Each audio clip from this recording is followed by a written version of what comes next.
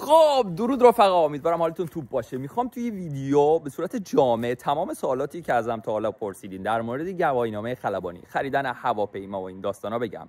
چطور گواهینامه بگیرین خارج از ایران، مخصوصا اتحادیه اروپا، و چطوری هواپیما بخرید. ولی البته ندونه یه دونه از اینا، هواپیمای کوچیک‌تر. الان میخوام بهتون توضیح بدم.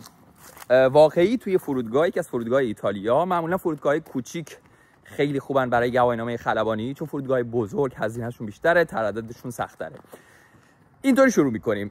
برای گرفتن گواهینامه خلبانی PPL Private Pilot License که هواپیمای نیم سبکه که معمولا از 4 نفر شروع میشه، توی اتحادیه اروپا شما زیر نظر سازمان هواپیمایی ایاسا هستین. ایکائو سازمان هواپیمایی جهانیه.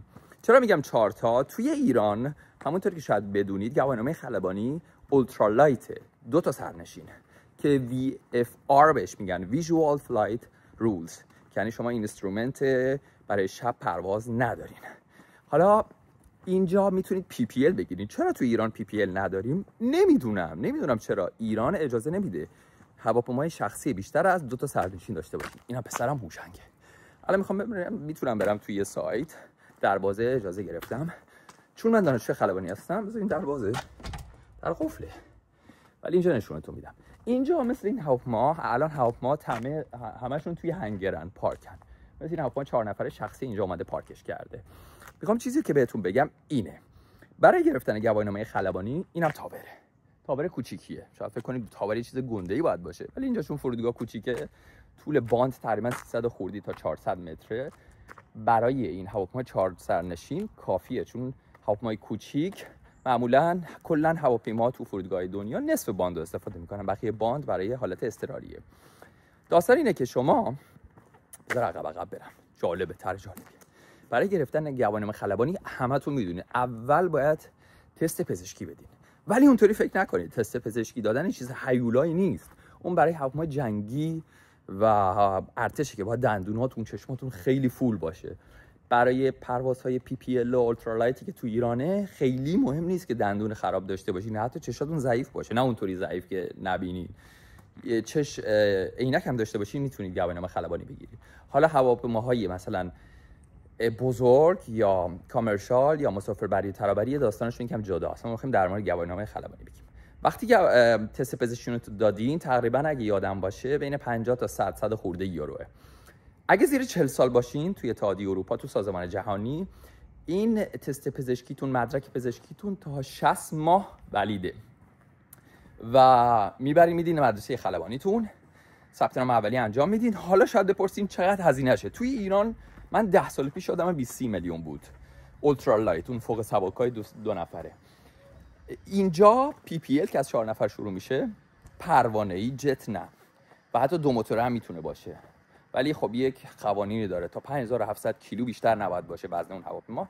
شما تقریبا باید 14 تا 15000 یورو پول در نظر بگیرید برای اون گواهینامه خلبانی. ولی این به این معنی نیست که باید یه جا بدینش.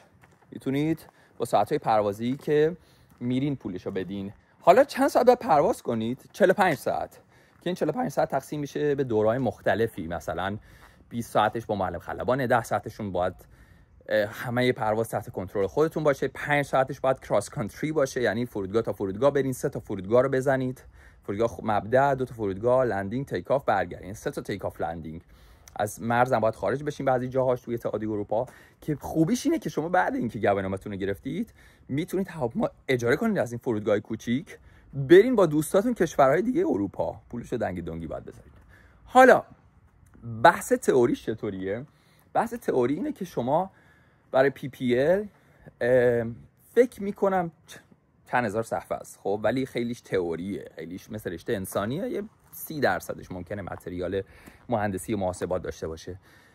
میانگین میتونید توی 3 ماه تا 6 ماه متوسط اونو بخونید و امتحان تئوریشو بدین. اونجوری که فکر میکنید سخت نیست، ولی باید تمرکز کنید، روزی چند ساعت براش وقت بذارید، ولی ارزششو داره. چرا توی ایران حالا نمیذارن این گواهینامه خلبانی PPL یا 4 سرنشین داشته باشین؟ اینا واقعا من نمیدونم. اگه شما میدونین بنویسید. مثل موتور سنگینه، شما اجازه رانندگی ندارین، بگیرن میگیرنتون، ببینن میگیرنتون، و حتی گواهینامه هم براش وجود نداره بالای 250 cc دیگه. این که پس 14-15 هزار یورو برای دوره تئوری و عملیش. ولی اینا در نظر بگیریم وقتی که تموم میشه باید چند ساعت هم بیشتر پرواز کنید. توی لاگ بوک، اون دفترچه شناسنامه شما که ساعت‌های پروازی رو حین پرواز هستین می‌نویسین، ورود خروجش همه چیزشو، مقصدتون، دستینیشن، فلایت پلان، اون براتون حساب میشه. باید ساعت پروازی بیشتری داشته باشین که بتونید از مرز خارج بشین، برید کشورهای دیگه اروپایی و اجاره کنید و حتی برای خودتون هواپیما بخرید. هواپیماتون هم میتونید بخرین بذارین توی فرودگاه کوچیک تو اتحادیه اروپا، هر جای دنیا، حتی تو ایران هم اینطوریه. من الان مسئول سوال پرسیدم، گفتم اگه من میخوام هواپیما بخرم چطوریه؟ گفت میتونی بیاریش بذاریش اینجا، پول پارکینگ و اوورهالش رو اینجا، ولی خودت باید بدی. گفتم مثلا من اگه بخرم بذارم اینجا در اختیار شما باشه برای دانشجوهاتون و معلم خلبانتون استفاده کنن، به جاش پول پارکینگ و اوورهال و تعمیراتش رو به من میدین؟ گفت آره. حالا هواپیما خریدن چقدره توی ایران نمیدونم، ولی اینجا شما یه دست دوم 40 ساله که مثلا 10,000 ساعت پرواز کرده که ساعت متوسطیه، مثلا با یه پول ماشین تو اروپا میتونین بخرینش، مثلا 30 40 50 یه سسنا 172 30. حالا شما اگر یه نکته‌ای دارین، چیزی دارین و میدونید کم زیادی یا سوالی دارین، زیر این پست برام بنویسین. قرار خیلی ویدیو در مورد موضوع خیلی مهم در مورد پرواز هوانوردی براتون بسازم. خیلی مخلصیم.